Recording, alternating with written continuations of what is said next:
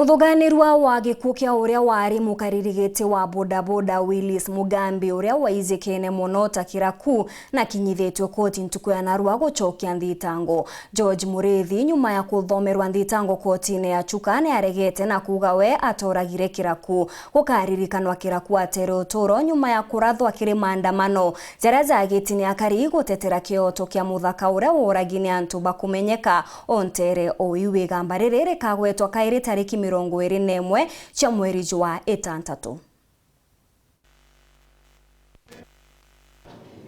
Muthia emunde ni ya koti nene mbere ya mugambithania Lucy Gitari Kopro George Murithi ura aigitwe akiruta wira ndeni ya ituo kia borichi gia Chuka na thomeretwo NTHITANGO ira akoringithanwa na kuoraga Willis Mugambi Kiraku ura ari mukaririgiti wa kiama kia athithia ba bodaboda kaunti ya NAKANITE. Murithi amwe na uguna reganite na NTHITANGO ino. George Murithi, that's the one. Okay, you have been charged with murder, contrary to Section 203 as read with Section 204 of the Penal Code, Chapter 63 Laws of Kenya.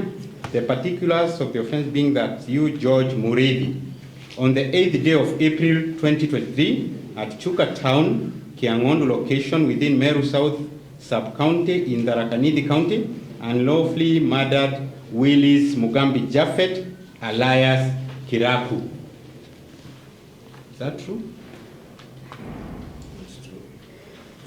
Ruterero theteri bwake irunenkanirite iromba mbere ya koti ino ara amwe na ugu bata kurenkanira kiri rutere rwa NTHITANGO amwe na kiri wakili wa muchi wa Kiraku ara mugambithania Lucy Gitari abathite baigwe bakunenkanira maratasi mairomba riru igikinya tariki 21 mweri wa 6 rira iromba riru rikathikirwa. So the application be served on the state council and the victim's family council is before the court.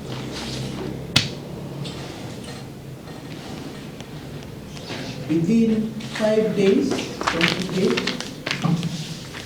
the state and the family of the deceased to file their responses within 7 days.